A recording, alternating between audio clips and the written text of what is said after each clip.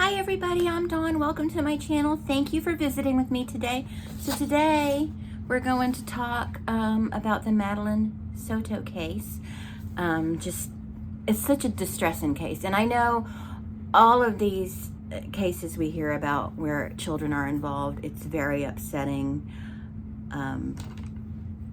But for some reason, this particular case is really extra upsetting to me. Not as if Elijah View or Audrey Cunningham or Harmony Montgomery, not like those aren't extremely disturbing to me as well. But for some reason, this one really is just, really affects me. And I want to talk about it because it's keeping me up at night. I'm just thinking about it and it's so upsetting. I just want to grab a hold of that piece of garbage. I will not call him a man. And and I'm sure most of you feel the same way, if not all of you. It's animalistic what was done to her, and it's even without the unalive, and it's just so brutal and disgusting. And I've heard about a lot of horrible, disgusting things, and it's, you can't say one is any worse than the other because it's just all so horrible what's happening to children, what's been happening to children. It's just, they're the most vulnerable humans that require the most protection, and it's just upsetting. It's just upsetting. But I'm inserting some video footage because when we went to Orlando, we went ahead and drove by the church where, not for touristy reasons, of course, just so I can get some footage, because I really wanted to see, I was really curious to see how far apart the school and the church were, because I knew that between the two there was a toll road, which is a major road. But she didn't have to wouldn't have had to cross the toll road. She would have gone under the overpass. And I know it doesn't matter now because we know that she wasn't actually even dropped off at the church. Never made it to that time of morning, the poor girl. Maybe didn't even make it to the morning because of this animal. Because let's face it, we all know what we know. You know what I'm saying? So anyway, I'm inserting some footage of the church and the school. Now the school I shoot high because it's in the afternoon and children are getting out, and I didn't want to film any of the kids getting out of school. And I just kind of wanted to show you that it wasn't just a casual morning walk for her to get from the church to the school. To me, in my opinion, it made no sense to drop her off at the church to begin with, which we all know now, of course, she wasn't dropped off at the church. But I just wanted to provide this footage because I was curious. I thought some of you may be curious, so I just thought I'd share it. So here is that footage right here. Okay, so this is it. You've entered the parking lot for your desk. This is the church where Maddie was allegedly dropped off at, which of course we all know that she never made it to this church. But that's the church. And now if we can, I'll show you the school. But school's letting out, so there might be a lot of kids, and I'm not going to film if there's a bunch of kids there.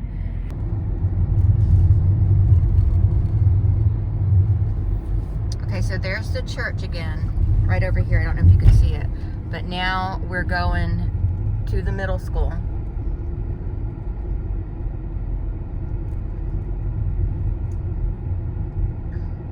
Which Mom claims is right next to it. Like, that's probably it right there. Here, I'm going to film higher so we're not getting all these kids. Looks like all these kids are getting out of school. But there it is. That's it, right? It's kind of next to it. That's her school right there. It's not right next to it. Turn left. Then You know the what I mean? destination is on your right. So there's the middle school. So she would have, it's still a good little walk in my opinion to get there. I don't Sorry, Eric.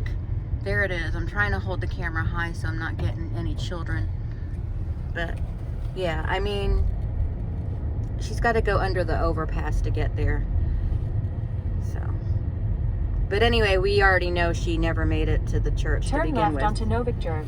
Then turn right onto Mirgate Circle. But we also know that Mom told the police the night she was reported missing. Mom told the police she was dropped off at school. It wasn't until the interviews with the news stations that she said she was dropped off at the church right next to the school. I mean, in terms of churches, it's the closest church next to the school, but I don't know about right next to it. There is a At the next light, turn toll right. road between the two. So Mom said the church was right next to the school, right beside it, right next to school, just right next to it. And it is next to it. I mean, it's the next thing past that church. But it's not a little walk. It's quite a walk from the church to the school. Now, for a 13-year-old, it's not much of a walk. But I, personally, I don't think that I would want to drop my child off that far from school. And I know it had been said that, well, she was embarrassed to be dropped off at the school. Why would they say that? Why would she be embarrassed? It just seemed silly to me. And we know also that the day Madeline went missing, when Mom reported it, she told the police she was dropped off at the school. But then the later interviews said she was dropped off at the church. So I know it doesn't matter anymore because we know, again, she wasn't dropped off at the church at all. But I just thought it was interesting, you know. So I want to just read my notes to you because it basically rounds up what I want to say. Shannon Butler from WFTV says, they looked back on Facebook posts and says they can trace him back to being in Madeline's life 6 years. So she would have been 7, 8, 7. And the charges against Stern start June 19th, 2019. So, you know, the S battery, I'm not saying the word because, you know, YouTube doesn't like me to, on a child under 12. That was the charges. The charges against Stern start June 19th, 2019. S battery on a child under 12. Of course, we don't know for certain it was Madeline, but I think we're all pretty sure, you know. And then multiple offenses since that date, June 19th, 2019. And these are just the offenses he recorded or photographed. And there are probably more offenses that were recorded or photographed. They just haven't discovered them yet. But, you know, they're bound to be discovered. And hopefully he'll be charged with every bit of it. He hasn't been charged with her unaliven yet, but I'm sure they're getting a ton of evidence and they're building their case. Because remember, with the law, it's not what you know, it's what you can prove. Because we all know what we know, and we can, you know, it could have been the mom or somebody else he was trying to protect. But what makes the most sense is it was him. Again, Occam's razor. If you hear hoofbeats in Central Park, think horse, not zebra. You know what I mean? It's, you know, it's the most logical thing that he was the one that unalived that little girl, you know. And, you know, maybe it was her mom and he was trying to cover it for her. Or maybe one of the theories was that she unalived herself, which I really don't believe that, but I suppose it's possible. And people, when that was brought up, some people asked the question, well, why would he, you know, hide her body then? Why not just call in the unaliven? Because they would have found the evidence. He was trying to hide that. But still, I don't think that I don't believe that she unalived herself. So why now? Why, if he did it, why now? and why did this happen now? One thought I have is she aged out for him. She got too old for him. He is a PDF, and he, seeing as how he, started in 2019 when she was, what would she have been then? 8? Yeah, about 8 years old. So he and that's the footage he had, and we're assuming at this point that it was her. So, because he had access, you know what I mean? So maybe she started menstruating, started developing, and his attraction is probably to prepubescence, which doesn't rule out boys, because it's the attraction to the prepubescence in a lot of those cases much more than it is to a prepubescent girl or a prepubescent boy. Or another thing, and the one I think is most obvious is, or not obvious, the most logical, is that she was going to tell. She was sick of being ABUSED by this disgusting piece of garbage, and she was going to tell. So he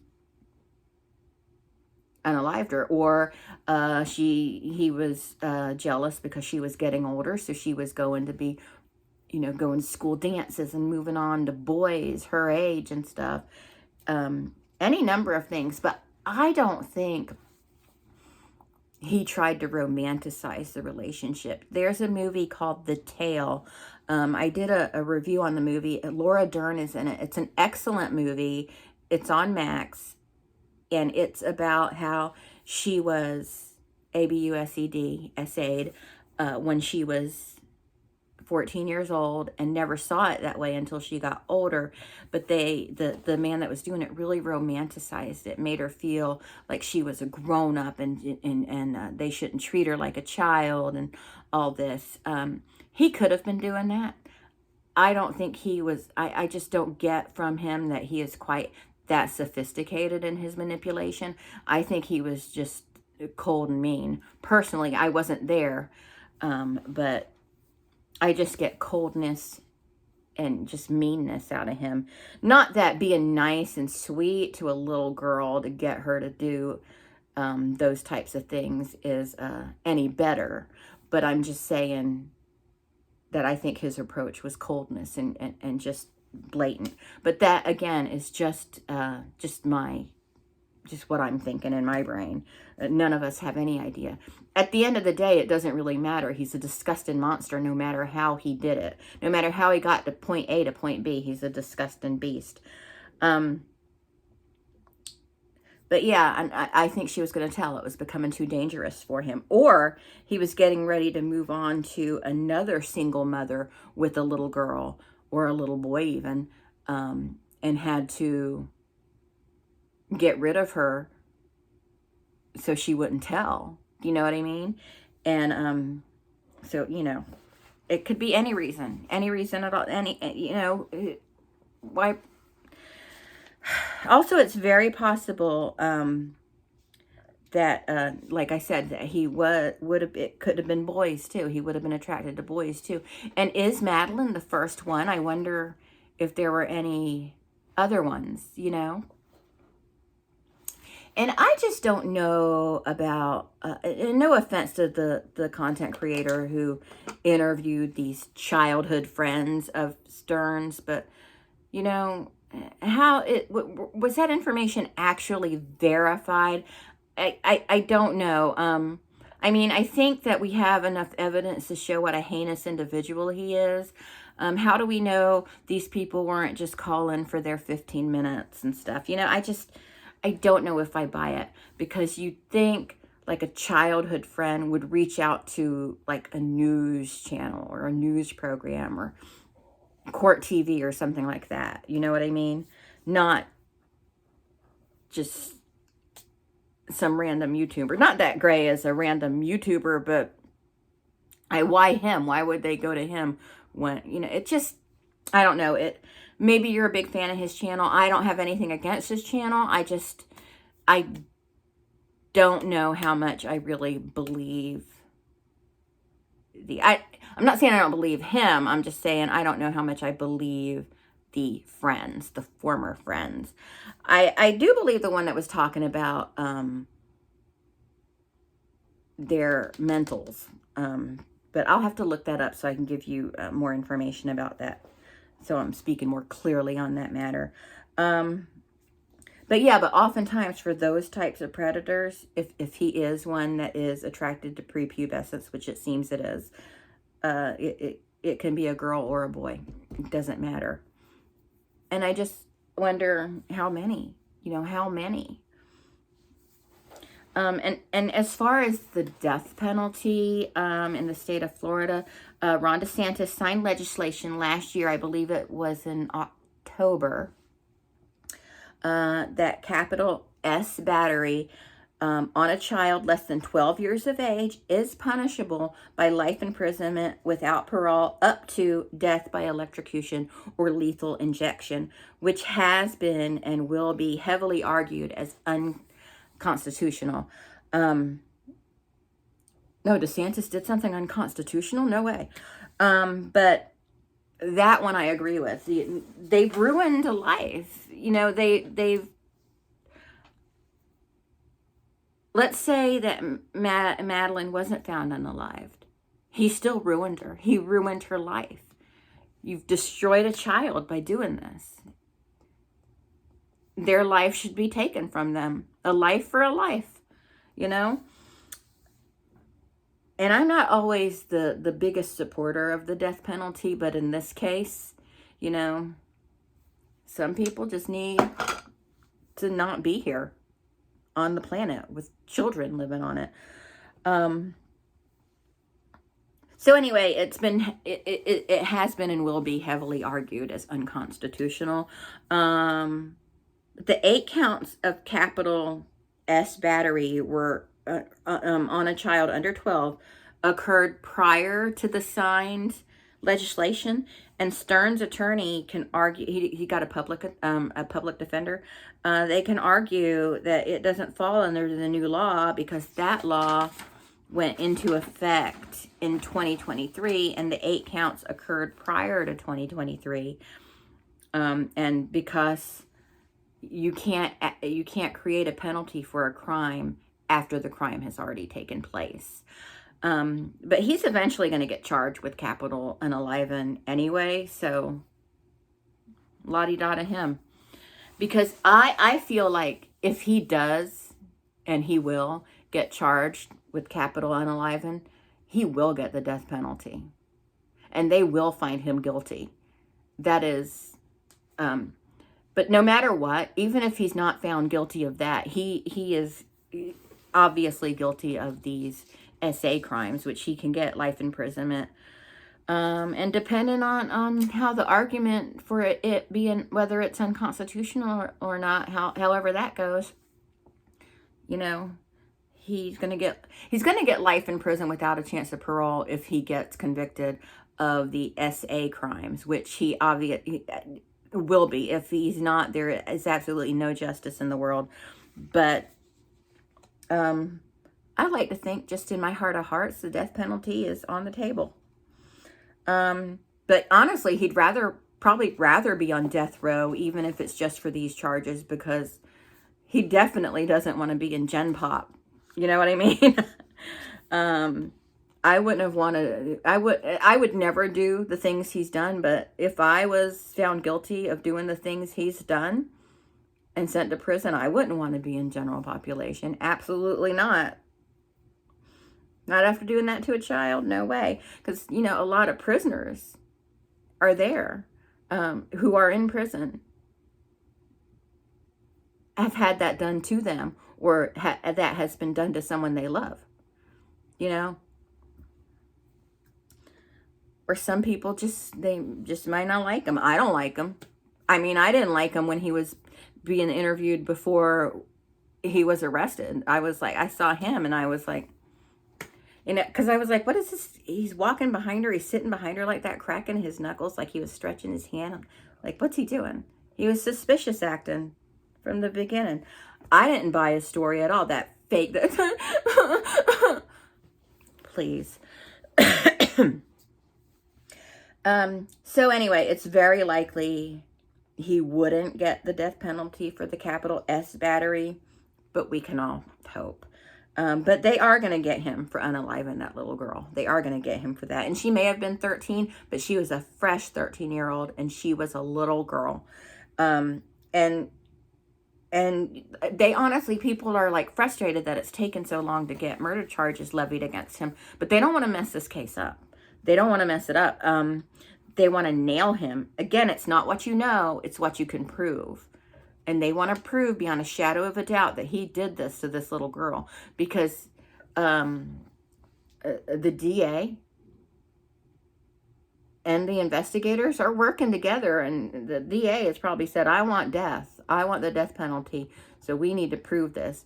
We need to do better than the Casey Anthony trial. And what about Jen Soto, mom? It's being said she's gotten an attorney, and we don't know what she knows. And I hate questioning a mom, doubting her innocence or whatever. But even if she didn't know anything or whatever, she's still responsible because she brought that man into that little girl's life. And how can she not know what was happening so much and for so long? Again, I hate doubting a mother's innocence, when she's supposedly grieving, but she didn't even, the couple times I saw her interview, she didn't even seem like she was grieving, like la-di-da, but she has behaved very suspiciously. And some people say she was afraid of him. But unfortunately for her, if that's the case, if she knew stuff, if that's true and she knew about anything, it's not a defense. Being in fear of him is not a defense in a court of law. It can come into play during sentencing. If she's in a position where she can be charged with a crime and has to go to trial. During sentencing, that may come into play. But as far as the purposes of trial, that doesn't matter.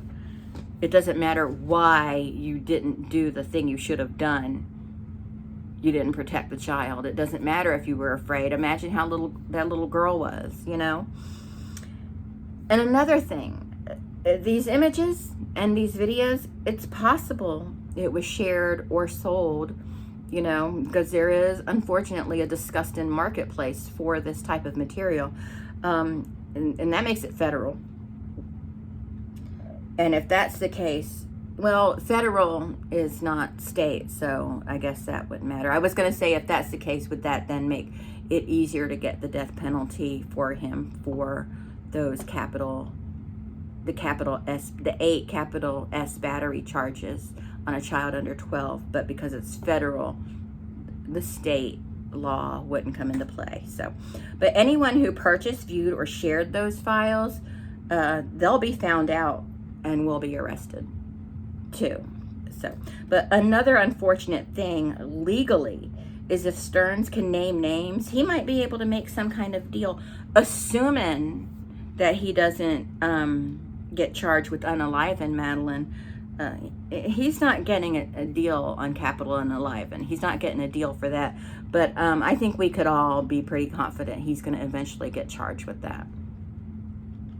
So a hearing is scheduled for Stearns for April 24th. I'm not exactly sure what that's for.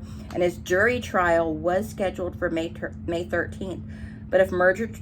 Get away from me. I got a gnat or something in here. But if murder charges are added, it can be quite a while before we come to trial.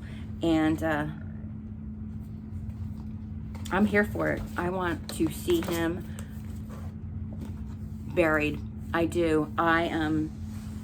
He is a horrible human being. I know that he works at Disney, and people are like coming down on Disney because they employed him. But, I mean, he doesn't work there anymore because he's in jail. He's not working anywhere. But people are coming down on Disney for that. But, I mean, they're not hiring, you know, registered offenders. You know, they hire people, and, you know, if he never did this before, never got caught, and never, you know, had charges against him, how does Disney know? You know? It's a layoff of Disney. You know, if he worked at Target, it would have been the same thing. Well, Target's hiring these people that do these things to children. How do you know? How do you know? How do you know the person you're sitting next to in a movie theater? Well, you probably sit next to someone you know in a movie theater, but still, how do you know that person isn't doing something to kids? Anyway, you don't know until you know, and that's the sad thing. God, if only we could see it in their eyes. Only if we could look at someone and just know. I almost got you, Nat. Okay, but anyway, that's it for this video. If you have anything new for me, any new information, let me know down below. And I need to go take a bath because it's been a busy day for me. But I will talk to everyone later. Thanks so much for watching. Bye.